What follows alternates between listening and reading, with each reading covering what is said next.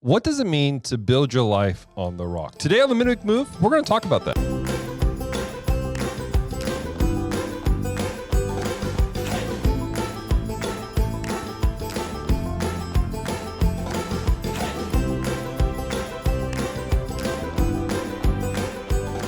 Hello and welcome to the Midweek Move, podcast extension of the Healing Place, the podcast where we examine the scriptures line by line, verse by verse, and ask ourselves what is happening here today, ladies and gentlemen, as we continue our summer series, the Midweek Move shorts, the weekly shorts, if you will. I have with me our next gen pastor here at the Healing Place, track leader extraordinaire, Jaran Hall. How you doing, man? Doing pretty good. Good, man. So as of the filming of this, we're a couple months ahead, but by the time it releases, you will be neck deep in helping out leading a thing called Track. I just want to throw this in real quick. Can you wrap up what Track is real quick for the people listening? Track is basically a 3-day camp for kids or ages 12 to 15 who have been in the foster care system or are currently in the foster care system at some point. And basically what we want to remind them is that when they were born, God had a plan, and that is for a hope and a future. And so during those 3 days, we just want to remind them of that and kind of give them that opportunity to learn and grow. Awesome. If you guys want to give to Track, we don't do this normally at all, I know, but this is something that's really important to me.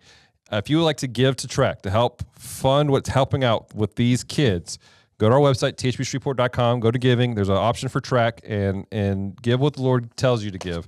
Because I'm telling you, this is I've seen kids' lives transformed through this camp, and I really appreciate, Jaran, what you and your bride and your team are doing with it.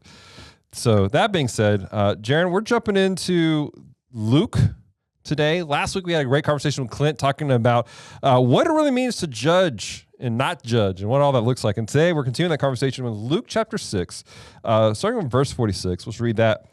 But why do you call me Lord, Lord, and not do the things which I say? Now, Jesus is right off the gate, and it's almost a stop gate for people like, what? Now, it could be easy to assume that from the previous verses that we're reading here that Jesus is calling out the Pharisees, because they did a lot of that stuff also. But much of what he was teaching was say words, Dallas. Much of what he was teaching was kind of counter what the Pharisees, not necessarily what they were teaching, but how they were doing it, the actions that they were doing with what God had put them. However, Jesus' words here act as almost a stopgate and says, hey, I'm talking to you too. I need you to apply the words I'm teaching here to your own life. So my question for you, Jaran, is, again, it's easy to get wrapped up in the, those people are doing wrong too mindset, but why is it important for us to be intentional about checking our own lives against every passage in the scripture?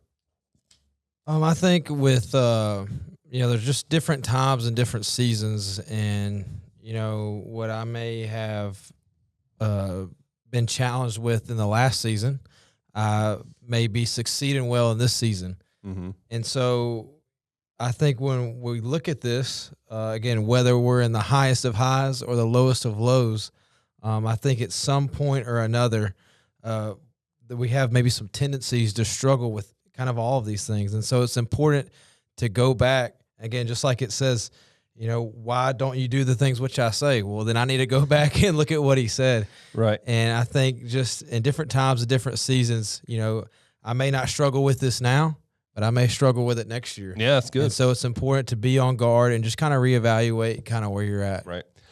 In your life, over the last several years, I've dealt with Track, and we've seen kids come into Track who they're struggling with different things. Have you seen this play out in their lives in real time, where like one year they'll get something, and the next year it's kind of the same thing's happening, but something new is revealed? They're handling that. How do you walk somebody through that situation when you're having to walk with that step process of healing? Yeah, I think really the easiest way to kind of see what you were describing was what we call our challenge course. Right. And it kind of starts, with it's kind of a game.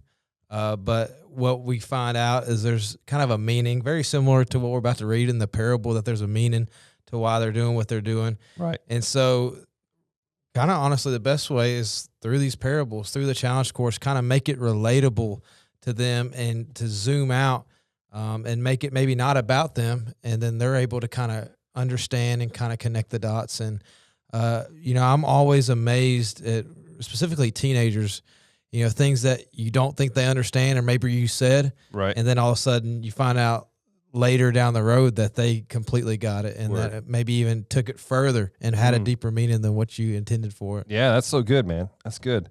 All right, let's continue on. Verse 47 says this: "Whoever comes to me and hears my sayings and does them, I will show you whom he is like." So Jesus makes it clear that the next illustration that he's about to say is it's describing a person who's actively applies his teachings to their lives. I'm saying that I'm stopping right here because I want to make sure that you guys understand that. So often when we read the Bible, we kind of glaze through things and we lose track of who's speaking and who's speaking to. This is speaking about people who go, all right, this is what the Lord is doing, and I'm going to walk this out. All right, so let's check out this illustration real quick. Verse 48.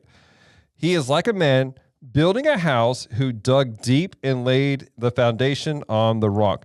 And when the flood arose and the stream beat vehemently against the house and could not shake it, for it was founded on the rock." He gives this illustration about a house that is built by digging deep and then built up on a solid rock. So my question for you, Jaran, is how does a firm foundation protect a house from a storm? Let's just deal with that illustration first off. Yeah, when I was reading this, I was really thinking about, first off, I was kind of relating this to other things. What is a foundation without a house? What is a boat without an anchor? Mm-hmm. What is a tree without roots? And one of the things that we say, I also coach football, one of the things that we say in football a lot is that if you don't do your first job right, your second job doesn't really matter. Right. And when it's talking about this foundation, it's obviously talking about, kind of our relationship with the Lord. And so often in my life, it can be easy to get caught up in, and you get busy and you go from thing to thing, and maybe the relationship with the Lord can be put on the back burner. And what I found is that if I put my relationship with the Lord first, everything else is going to fall into place. Right. And I don't have to worry about my checklist and worry about what things aren't getting done, because it's all going to happen in His timing. And whether I'm in the highest of highs, right, once again, or the lowest of lows, because when those lows do happen, you better be built on the foundation, because if you're not, it will show and it will reveal itself during those times of adversity.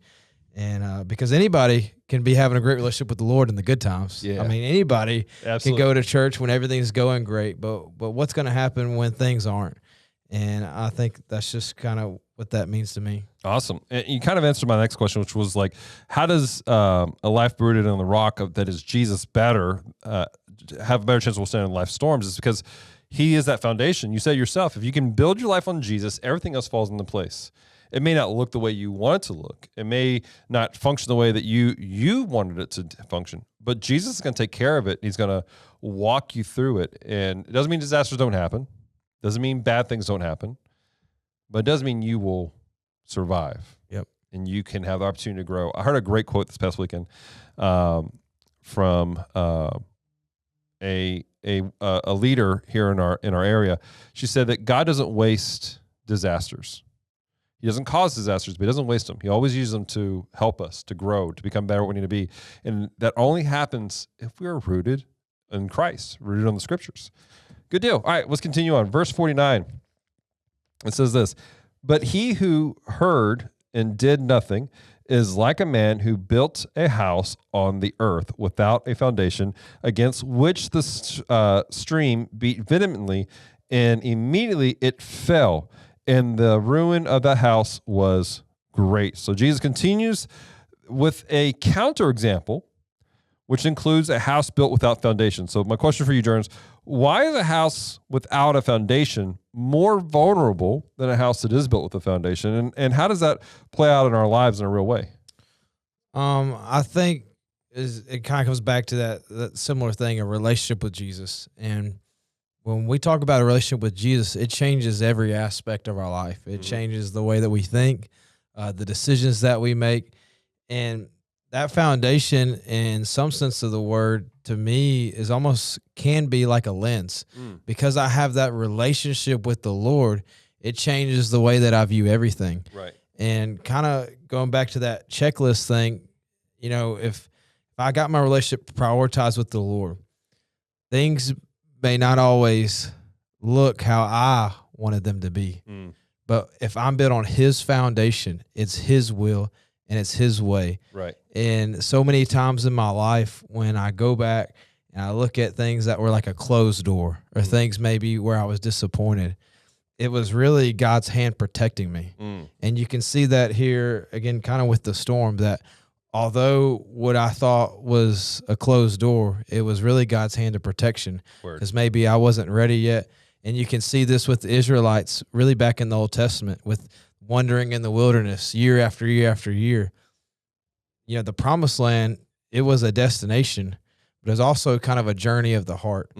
And when we have this house in some form or another, you know, you never stop building, you never stop growing. Right. But it's a journey, and along the journey is the transformation of our heart.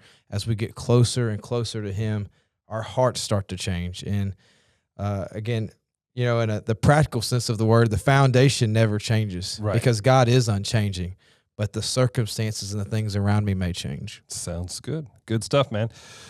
All right, so this is my final question for you, Jaran. And again, we're talking about this whole foundation, the importance of it, and it helps us to walk it out. But what is your practical takeaway from these verses? I think, you know, just kind of to reiterate what I've said, I think prioritizing him first. Right. And that means in everything. It means in my finances. It means in my family. And sometimes it means growing and going and taking a next step and think I'm something I may be uncomfortable with, but I can do that because I'm rooted and grounded in him. And it doesn't matter wherever the Lord takes me. It doesn't matter whatever that next step is, because I have my house built on him. He will protect me, and he will guide me, and he will help me take that next step. Good stuff. Good stuff. Well, guys, we want to hear from you. How does this encourage you? Has it challenged you? Reach out to us, mediahub@thbshreveport.com. Don't forget, if you want to help support Track, go to thbshreveport.com, click on the giving page, and just select Track Shreveport for your giving. Until next time, have a great week.